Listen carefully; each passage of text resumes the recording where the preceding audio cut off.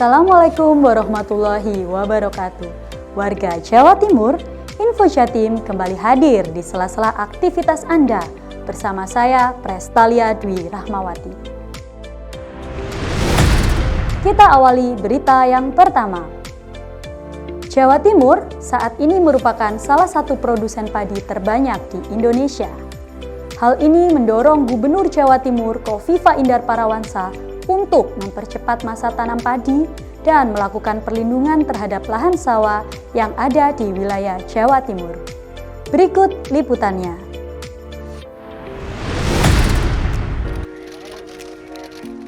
Gubernur Jawa Timur Khofifah Indar Parawansa meminta kepada seluruh petinggi yang terkait dengan pertanian padi seperti kelompok tani dan gabungan kelompok tani untuk melakukan percepatan masa tanam padi mumpung masih dalam musim penghujan sehingga ketersediaan air tercukupi sehingga bisa memaksimalkan produksi panen. Selain itu, kepala daerah, bupati, wali kota ditekankan untuk melakukan perlindungan terhadap alih fungsi lahan sawah. Dibutuhkan peta detail yang masuk lahan pertanian pangan berkelanjutan atau LPPB yang mempunyai landasan hukum yang sudah masuk dalam peraturan daerah atau Perda, Rencana Tata Ruang Wilayah atau RT/RW. Apa yang kita lakukan pada hari ini sebetulnya tidak hanya simbolik sekedar melakukan panen bersama, tapi bahwa saya minta tolong ada percepatan masa tanam mumpung kita masih dalam musim hujan. Kabupaten Malang termasuk satu dari 15 kabupaten kota di Jawa Timur yang telah memiliki Perda RT/RW. Maka penjagaan pengawalan untuk memastikan bahwa lahan pertanian pangan berkelanjutan ini terlindungi, lahan sawah juga terlindungi. Ini bagian dari upaya tidak sekedar menjaga ketahanan pangan, tapi juga kedaulatan pangan. Gubernur Jawa Timur menyampaikan kepada tim pangan bahwa ketika berbicara produksi padi di Jawa Timur tidak sekedar menghitung kebutuhan pangan masyarakat Jawa Timur, tapi juga harus menghitung 16 provinsi lain di Indonesia Timur. Hampir 80% disuplai oleh Jawa Timur. 16 provinsi lain di Indonesia Timur selain Sulawesi Selatan yang sudah swasembada pangan. Kita beralih ke berita selanjutnya. Di hari yang bersamaan, yaitu pada tanggal 7 April 2022, Gubernur Jawa Timur Khofifah Indar Parawansa juga meresmikan Jembatan Pelangi di daerah Malang Selatan. Jembatan ini diresmikan bertujuan untuk mempermudah wisatawan menuju ke destinasi wisata yang ada di daerah Malang Selatan. Kita simak selengkapnya. Gubernur Jawa Timur Khofifah Indar Parawansa meresmikan pembangunan Jembatan Pelangi yang berlokasi di Desa Srigonco, Kecamatan Bantur, Kabupaten Malang pada Kamis 7 April 2022. Tujuan pembangunan jembatan ini untuk memudahkan akses bagi masyarakat yang ingin berwisata ke berbagai destinasi wisata pantai di kawasan Malang Selatan. Jembatan yang memiliki panjang 120 meter dengan lebar mencapai 7 meter ini diharapkan mampu mendongkrak kesejahteraan warga masyarakat di Kabupaten Malang bagian selatan. Alhamdulillah siang hari ini akhirnya kita bisa bersama-sama meresmikan Jembatan Pelangi. Kita semua berharap koneksitas di antara seluruh titik-titik di Jawa Timur ini akan tersambung dengan baik. Gubernur Jatim juga berharap dengan tersambungnya jembatan ini, maka pesona 1000 pantai di Malang Selatan akan semakin mudah diakses oleh masyarakat. Terlebih per tahun 2021, Kabupaten Malang telah terbebas dari desa tertinggal, sehingga infrastruktur yang terkoneksi satu sama lain menjadi hal vital dalam upaya menjadikan masyarakat Malang Selatan lebih maju dan sejahtera.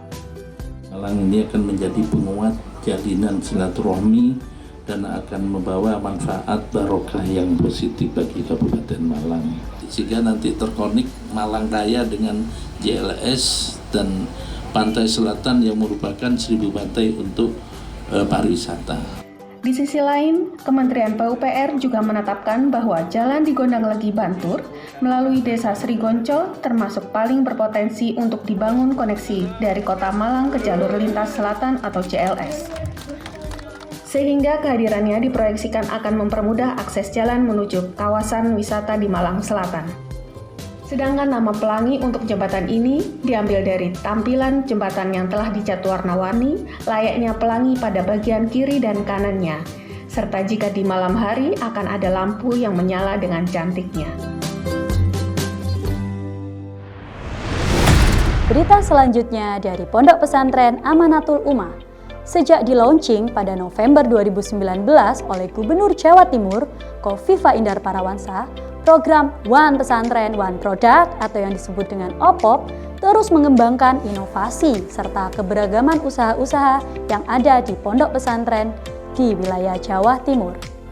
Baru-baru ini, Gubernur Jawa Timur Khofifah Indar Parawansa bersama pendiri sekaligus pengasuh pondok pesantren Amanatul Ummah yaitu Kiai Haji Asep Saifuddin Halim telah meresmikan Grab OPOP Mart Amanatul Ummah di Pondok Pesantren Amanatul Ummah pada 11 April 2022 di daerah Pacet, Mojokerto. Berikut liputannya. Gubernur Jawa Timur Khofifah Indar Parawansa saat meresmikan Grab OPOP Mart Amanatul Ummah di Pondok Pesantren Amanatul Ummah Pacet, Mojokerto berharap Grab dapat membantu proses penguatan manajerial dan skill. Grab OPOP Mart juga bisa menjadi bagian upaya kemandirian pesantren. Belakangan ini, program pemberdayaan terhadap pesantren begitu kuat. Tentunya, sinergitas juga harus dilakukan sekuat mungkin dengan jejaring pula. Inisiasi pertama Grab OPOP Mart ini yang dilaksanakan di Amanatul Ummah akan menjadi bagian dari starting point kita untuk bisa memberikan penguatan dari Grab OPOP Mart di tempat-tempat yang lain. Pendiri dan pengasuh Pondok Pesantren Amanatul Ummah, Kiai Haji Asep Saifuddin Halim, mengungkapkan saat ini pesantren berfungsi bukan hanya sebagai lembaga pendidikan dan dakwah, namun juga sebagai lembaga pemberdayaan masyarakat. Hadirnya Grab OPOP Mart Amanatul Ummah menjadi awal dari kebangkitan UKM kreatif berbasis pesantren untuk dapat dikenal oleh masyarakat luas, serta meningkatkan potensi para santri, pesantren, dan alumni pondok pesantren untuk berjuang dalam membaca setiap peluang dan juga menghadapi tantangan dalam menjalankan usaha di era digitalisasi. Sementara itu, Director of Government Affairs and Strategic Collaborations Grab Indonesia, Uun Ainur Rafiq mengatakan, peresmian Grab OPOP Mart tersebut adalah pertama di Indonesia untuk mewadahi UMKM kreatif berbasis pesantren. Jadi Grab Mart itu nanti dari pesantren, toko-tokonya bisa didigitalkan. Nah, semoga ini menjadi wadah supaya produk-produk pesantren makin dikenal, terus produk-produk makin digital, nanti santri berdikari dan makin sukses. Peresmian Grab OPOP Mart Amanatul Ummah di Pondok Pesantren Amanatul Ummah Pacet Mojokerto juga dihadiri Wakil Gubernur Jawa Timur Emil Elistianto Dardak, Wakil Bupati Kabupaten Mojokerto Muhammad Albara, dan Kepala Dinas Komunikasi dan Informatika Provinsi Jawa Timur Hudiono. Sudah 2 tahun Ramadan kita dalam masa pandemi. Ini menjadi tahun pertama di Ramadan kita setelah pandemi dan menjadikan kegiatan-kegiatan mulai diaktifkan kembali. Masjid Al-Akbar Surabaya contohnya, yang pada tahun ini sudah membuka kegiatan untuk umum. Dan untuk memeriahkan bulan Ramadan yang indah ini, Masjid Al-Akbar Surabaya membuat satu program yaitu Sparkling Ramadan, tetapi tetap mengedepankan prokes. Bagaimana dengan detail program Sparkling Ramadan? Kita simak liputannya.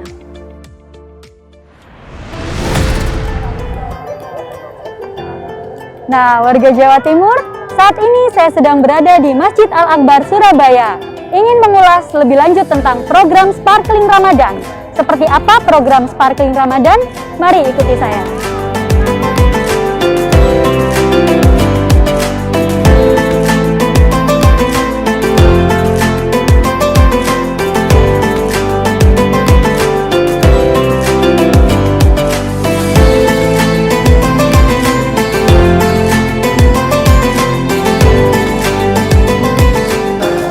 Assalamualaikum Pak. Waalaikumsalam warahmatullahi wabarakatuh. Dengan Bapak siapa Pak saya Saya berbicara? dengan Helmi M. Nur, Humas Masjid Al-Akbar Surabaya. Oh, kebetulan sekali nih Pak. Ini saya ingin ngobrol sedikit tentang Ramadan tahun ini ya Pak ya. Karena kan kita tahu 2 tahun kemarin pandemi kita tidak boleh membuat kegiatan apapun gitu ya Pak, termasuk kegiatan keagamaan. Nah, di tahun yang sekarang ini Pak, Masjid Agung atau Masjid Al-Akbar Surabaya ini bikin acara apa nih Pak? 2 tahun suasana pandemi agak membatasi orang untuk beribadah, termasuk kegiatan di bulan Ramadan. Alhamdulillah tahun ini agak sedikit kelonggaran lah ya. Bener. Orang bilang bahwa ini transisi menuju endemi. Nah, karena ada kelonggaran, sholat taraweh boleh 100%, karena Surabaya level 1, maka Masjid Al-Akbar Surabaya mengubah konsep atau istilahnya ikon atau temanya lah ya. Tahun ini kita menggunakan tema Sparkling Ramadan. Kalau makna harfiah itu kan Ramadan yang bercahaya lah. Tapi kalau makna bebasnya, saya hanya pengen bahwa Ramadan yang penuh dengan kegembiraan, Ramadan yang penuh dengan optimisme, Ramadan yang penuh dengan kebahagiaan. Kenapa harus bahagia? Masyarakat 2 tahun mau tidak mau terbelenggu dengan suasana pandemi. Nah, karena Sparkling Ramadan, maka kita bikin suasana bahagia. Apa wujud kebahagiaan di bulan Ramadan? Misalnya orang datang, tahun kemarin nggak ada air mancur, tahun sekarang kita sambut dengan air mancur. Dulu kubahnya gelap-gelap saja, sekarang kita tambah lighting, tambah cahaya, sehingga suasana Al-Akbar lebih indah untuk dipandang. Kalau sudah ada air mancur, kemudian halaman jadi bersih, maka masyarakat yang ke Al-Akbar semakin banyak. Mereka tidak hanya beribadah, tapi mereka juga bisa rekreasi, bisa wisata. Nah, kalau mereka bahagia, mereka penuh sukacita, masuk ke masjid, tapi dengan prokes yang sudah ditetapkan, kami yakin imun akan terus tumbuh, ibadah semakin bersemangat. Ini juga sepadan dengan semangat Ibu Gubernur Jawa Timur, bagaimana Jawa Timur optimis bangkit kan ya, atau optimis bangkit Jawa Timur lah. Nah, dengan cara seperti ini maka orang harus bahagia, orang harus semangat, termasuk ibadah. Kalau mereka suasana air mancur, kita berikan menjelang maghrib, mereka juga bisa ngaji, mereka juga bisa melihat air mancur. Saya kira ini akan menjadi sebuah keseimbangan baru. Masyarakat bahagia, ibadah semakin Lancar. semangat, semakin bahagia, semakin semangat, Jawa Timur maka akan semakin optimis bangkit. Berarti Sparkling Ramadan ini merupakan terobosan baru gitu ya Pak ya, di tahun ini ya Pak adanya ya? Ya, saya bilang inovasi baru lah ya. Inovasi baru agar Masjid Al-Akbar itu bisa berbeda dibanding tahun-tahun sebelumnya. Dan faktanya memang dengan adanya Sparkling Ramadan, ada air mancur, jamaah sekarang semakin banyak, terutama segmen keluarga. Saya 3 kali mencoba acak bertanya kepada jamaah, ada anak, orang tua, kemudian suami istri ya. Saya tanya, dari mana Bu? Saya dari Krian. Kok jauh sekali Bu? Iya, anak saya dapat kiriman dari temannya, sudah foto dengan air mancur. Karena itulah dia pengen ke Surabaya. Akhirnya anak mengajak ke Surabaya, ke Al-Akbar, ibunya ikut, ayahnya ikut, otomatis terawihnya di sini. Biasanya mereka terawih di kampungnya masing-masing, sekarang ke Masjid Al-Akbar. Nah, setelah itu jam 4:15 baru kemudian ngaji ngabuburit. Ngaji ngabuburit bersama dengan Majelis Ulama Indonesia Jawa Timur. Ringan-ringan temanya, pokoknya bagaimana hidup bahagia. Nah, setelah itu baru maghrib, setelah maghrib kemudian sholat isya, lanjut taraweh. 10 hari terakhir Ramadan kita akan bikin namanya program Qiyamul Lail. Jadi sholat tahajud jamaah. 2 tahun libur, tahun ini baru kita buka kembali, tapi dengan prokes. Mereka harus pakai masker, ada cek suhu dan sebagainya. Nah, ini saya kira beberapa program ibadah yang kemudian bisa kita terapkan di Masjid Al-Akbar. Dan yang paling penting lagi, tanggal 18, 3 hari lagi kita akan bikin namanya Malam Nuzulul Quran bersama Ibu Gubernur Jawa Timur, tidak tanggung-tanggung yang memberikan tausiah Gus Miftah. Ini juga sangat milenial, sesuai dengan apa yang kita targetkan. Sparkling Ramadan, Nuzul Qurannya juga kita mengundang Gus Miftah untuk memberikan tausiah.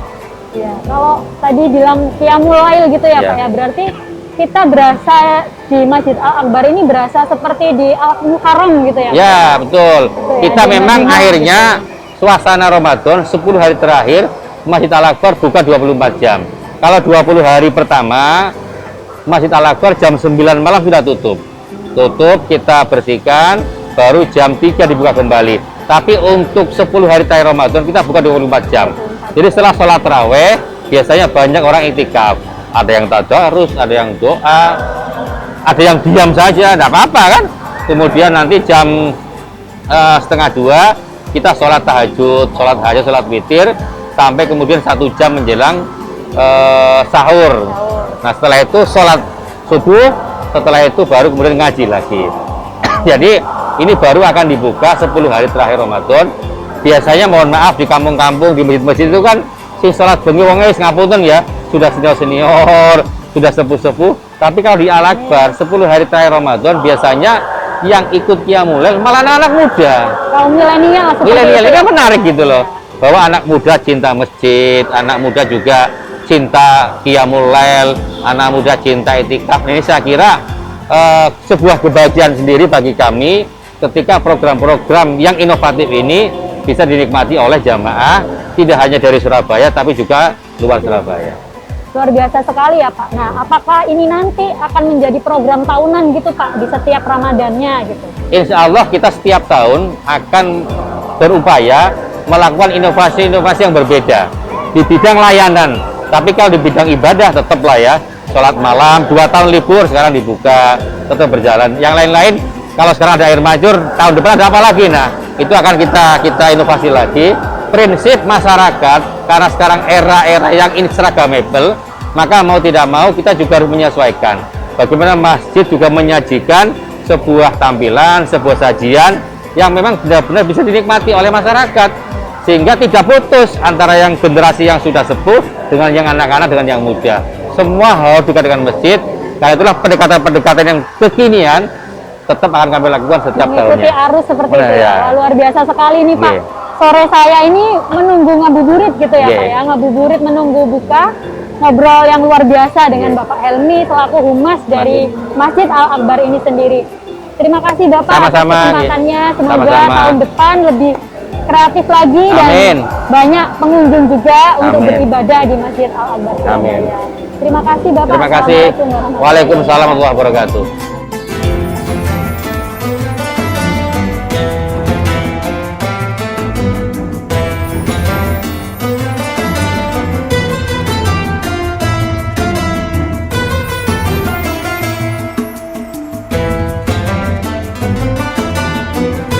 Nah, setelah tadi kita sudah ngobrol masalah sparkling Ramadan dengan Humas Masjid Al-Akbar Surabaya. Nah, sekarang seperti yang terlihat sudah banyak orang jual-jual makanan untuk takjil berbuka puasa nanti. Tidak lengkap rasanya apabila kita tidak mencoba salah satu di antaranya. Yuk, mari ikutin Eta berburu takjil.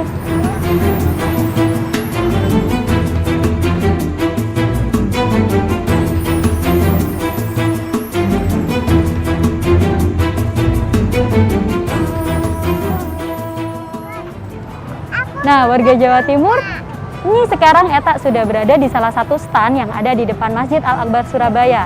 Ini stand kebab Mas Bro. Di sini jual kebab dan juga burger. Gak sabar nih, kita mau beli ya untuk buka puasa nanti. Kita tanya harganya dulu. Permisi Mbak, mau mesen kebab ori ya Mbak satu? Pedas? Iya, pedas. Bentar ya. Nah, di sini jualnya kebab dan juga burger dengan harga yang terjangkau, tapi kita lihat kualitas bahan-bahannya juga oke. Mbaknya juga pakai sarung tangan, jadi hygiene-nya terjamin. Gak sabar nih untuk buka puasa, tapi belum waktunya ya. Ini masih ngabuburit nih.